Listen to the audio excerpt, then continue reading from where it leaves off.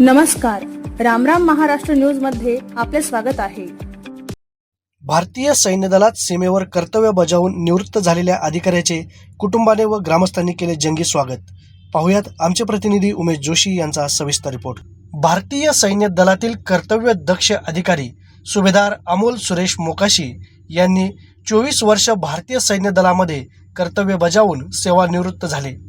त्यांनी सीमा सुरक्षेसाठी सर्वात महत्त्वाच्या ठिकाणी जबाबदारीने भूमिका बजावली, याचा आम्हा सर्वांना अभिमान आहे। म्हणून त्यांचे कोंडवे धावडे शिवणे उत्तमनगर ग्रामस्थ व मित्रपरिवाराच्या वतीने स्वागत करून आभार मानण्यात आले।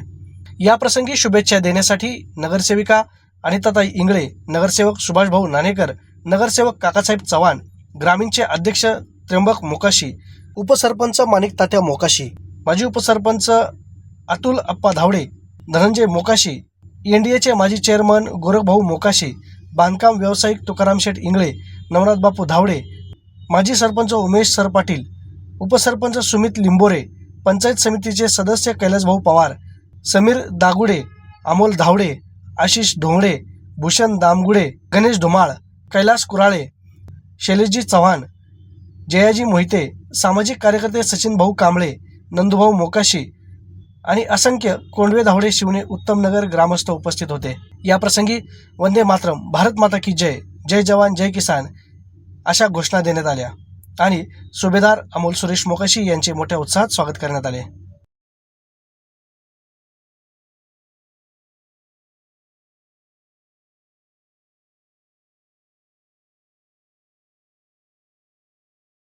वंदे मातरम, वंदे मातरम, जय जवान जय किसान, जय जवान जय किसान। अशाच नवनवीन बातम्या पाहण्यासाठी आमच्या YouTube चॅनलला सबस्क्राईब करा। फेसबुक आणि Instagram पेजला फॉलो करा।